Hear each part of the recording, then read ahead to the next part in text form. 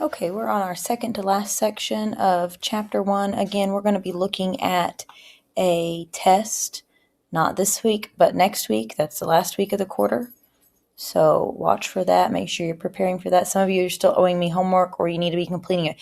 Every problem should have some level of work explanation. So if you're turning something with just an answer, that is not good enough. You guys need to provide support for what you're doing. Okay.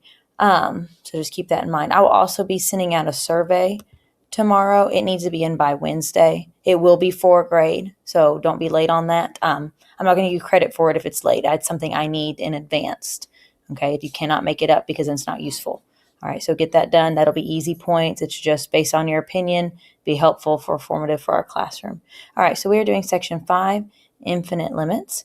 Okay. I want to discuss a concept. Seems kind of weird. So math has a lot of neat things about it. This seems less mathy than probably what you're used to, but it ties into what we're doing as we're doing limits. So if you think of 1 over, say, 10, you get 0.1, right? And if you do 1 over 100, you make that number bigger on bottom, you get 0.01, and so on and so forth. So as the number on bottom gets bigger, the actual number gets smaller. So if we're kind of discussing 1 over a big number, kind of think of 1 over 10 compared to 1 over 100, compared to 1 over, a million. Okay, what is that going to look like? Each time it gets smaller and smaller and smaller and smaller. So 1 over a giant number is a very small number. Okay, so we'll consider that. How small, though, if I go over 10 million, I go over 1 trillion and keep going. 1 over a giant number, say 1 over infinity, that's a very, very giant number. 1 over infinity, if you were doing the limit of that, you can't technically divide by infinity, like just as an operation by itself. That would be, it's called indeterminate. It's like a mystery. But the limit of this, as the bottom goes to infinity, it's going to go to 0 because it's just the bottom's getting bigger and bigger, bigger. Therefore, the whole number is getting smaller, smaller, smaller, smaller. Okay, I kind of think of it like a triangle. If the bottom's big and then the top is small, it's going to go to 0. Okay. Likewise, if I do 1 over a tiny number, if you think of like 1 over 0.1, well, that's 10. 1 over 0.01, well, that's 100, and so on and so forth. So if I do 1 over 0.0000001, that's a very large number. Okay, so 1 over a tiny number becomes a very large number. Okay, so you can kind of think of that as maybe 1 over 0, a limit. Again, you can't divide by 0, but I can take the limit as something approaches 0 on the bottom, okay, and see what is approaching. Well, if it's approaching a very, very large number, that's going to go to infinity. So I kind of think about it, if the bottom is super small, like 0, then the whole thing is going to go to infinity. So it's a triangle the other direction. So that's the concepts we're looking at. So it seems we're not plugging in actual numbers. We're just thinking of, it's very small or it's very large. But that will help us out with some of those limits. Okay, first example. Determine the limit of each function as x approaches 1 from the left and from the right. So we're just going to look at each one at a time. There's 2 different graphs here, 2 different functions here. So the first function we're going to look at is this f of x equals 1 over the quantity of x minus 1, all, or the bottom denominator squared. Okay, if you notice, if I'm looking at the limit as it approaches from the left, I am in my mind coming from the left as it approaches 1. Okay, so this being 1. All right, well, what y value is f of x going to? On the left, it's going to infinity. And you can actually write that, the limit as x approaches 1 from the left of f of x, I'm not going to write the whole function out, is equal to positive infinity because it's going up. Okay, then you can look at it from the right, follow it and follow it and follow it and follow it and follow it. If you notice, it too is going to positive infinity as it approaches from the right. Okay, so this one, the function actually does exist. If I were to do the limit of just the function of just 1, not from the right, not from the left, since the left is approaching infinity and the right is approaching infinity, that whole thing approaches infinity. Okay, so some of the ones that we looked at, we didn't have enough information, enough background to call them to exist. They do exist. They don't go to a specific value, though, is why we call them don't exist. They go to infinity. So things that go to infinity now no longer say don't exist. If they do not exist, that means it literally doesn't go anywhere that we can determine. All right, so this one, if I follow this one from the left, so the limit as x approaches 1 from the left of this other function, it's going to positive infinity because it's going up. But this one, as it comes from the right, it's going down. So the limit as x approaches 1 from the right is actually going negative infinity. Since those do not approach the same value or same infinity, the limit as x approaches 1, not from the right or from the left, of f of x, that one does not exist because they're approaching different things. Okay. All right, vertical asymptote. So essentially, vertical asymptote is where the function does not exist. That's a review from Algebra 2. Okay, essentially you're looking for domain errors is what I call it, like where I can't divide by 0 or square root of a negative number, things like that, where I'm going to take the log of a negative number. You can't do that either. And so anything like that will work for that. All right, so if I look at the first one, the top numerators don't usually give us issues unless there is a log or a root, but denominators give us issues. This denominator, it cannot be 0. Okay, so what makes it 0 will be the asymptote. So what I'll do is I'll set the denominator equal to 0, and I'll solve it. Okay, that line that I'll come up with will be my vertical asymptote. So x equals -1 is my vertical asymptote. That's a line. X equals -1 is a line. X can't actually equal -1 for this function. It was asking for the line for your vertical asymptote. If you want to abbreviate vertical asymptote, it's VA. Okay. The next one, okay, is a little different. If you look at the bottom, we can solve it 2 different ways. Again, the bottom can't be 0, so I'm going to figure out what makes it 0. You can either add 1 to both sides. I'll show you both ways we can solve it, and square root both sides. But you have to remember this thing that 9 out of 10 of you missed on your test. Okay, if I square root, do an even root of both sides, I have to put the plus or minus with it. Okay, even a 4th root or a 6th root or an 8th root. Okay, so remember that if it's an even root, a cube root or a 5th root or 7th root, you don't have to do that for. All right, or I could factor that into this and solve each one of those, and I would get the same answer. Okay. So that's kind of a checkpoint on that. So we have 2 vertical asymptotes of +1 and -1. Okay.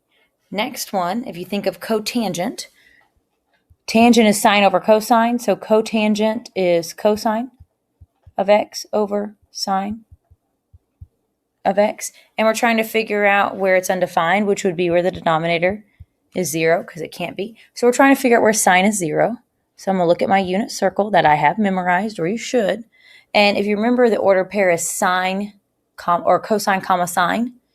Okay, so we're trying to figure out where sine is going to be 0. And the y-axis value is 0 here and here. So sine is 0 both there and there. Okay, but goes infinitely many times around. If you remember, we've done things like that. So this is 0 degrees or radians, or 2 pi radians. Okay, and then this one is pi, or you could think 3 pi, and then you could go positive and negative with those. Okay, so I could have it go -pi or -3 pi. Okay, it doesn't matter which direction you go, so you have to have both of those. So what we'll say is if n is an integer, positive or negative, okay, your vertical asymptote, you have a bunch, because if you think of sine and cosine functions, they go on and on forever to the right, on and on forever to the left. Tangent and cotangent both have asymptotes where the bottom is equal to 0. This bottom is equal to 0 at everywhere that is in pi, n just being a number. So again, if you look, we have 0 pi, We have 1 pi, 2 pi, 3 pi, 4 pi as we all circle around that. N can also be negative. All right, so there's those vertical asymptotes. Okay. And last one, the top looks like it'd be fun to factor. It is kind of important to factor. If you look back at B, this top, it doesn't factor. Like I can't do anything with this. Okay, that doesn't factor at all. But this top I can. So let's go ahead and factor top and bottom. And that's important because if you end up with the same thing on top as you end up on bottom and it cancels, that's not an asymptote. That's actually considered a hole. So the graph would just not exist there, but it's not actually an asymptote. Okay, if you were able to zoom in infinitely, which you can't because you can't ever touch infinity, but there would be a hole there. All right, so the top factors, you're going to think what multiplies to -8 and adds to +2. Okay, so that would be x plus 4 and x minus 2 because it needs to multiply to a negative number but add to a positive number. And I have a hole at x equals 2. I'm going to write that down as an information, but it's not an asymptote. So my asymptote would actually be solving this guy.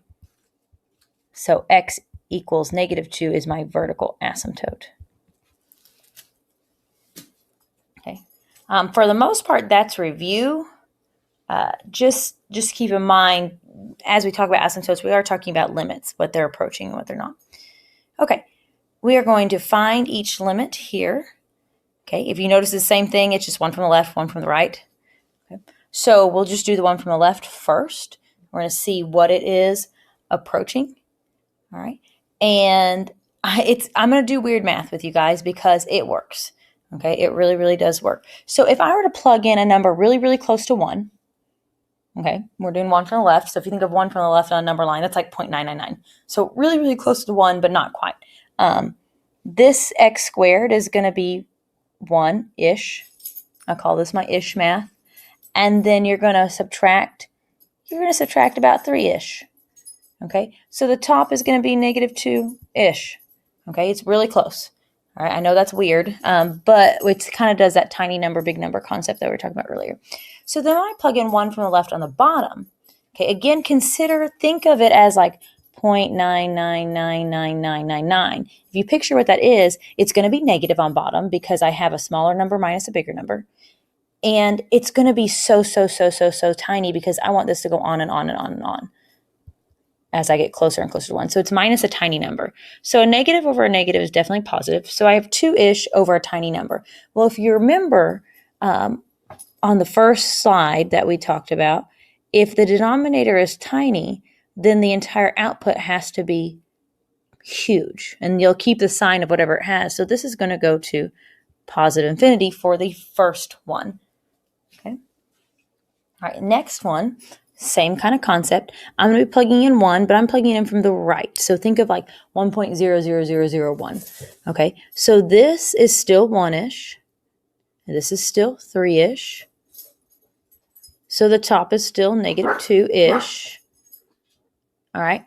And then I will plug in, think of 1.0001 here. So the top is -2-ish. And the bottom, Mickey, stop it. The bottom is going to be, now if you notice, you're doing a bigger number minus 1. I mean, it's slightly bigger. So you're going to get a positive tiny number. So it's not negative. So you have a negative over positive. So your answer is definitely going to be negative. But again, because you have that tiny on bottom and you have that giant on top, or you don't have a giant on top, but it's going to go to infinity.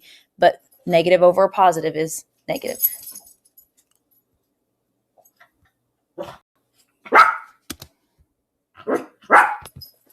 Okay, so we are going to now find the limits of these two functions.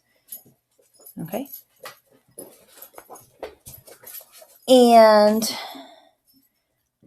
well, okay, so these are a little different. So it's piecing things together. So essentially it's letting you think about your limits in parts. So like if I were to have a polynomial like x squared plus 3x plus 5, and I'm doing a limit as it approaches something, I can think of it in sections instead of thinking it all together. So that's what this is thinking of. So if the limit as x approaches 0 of 1 is 1.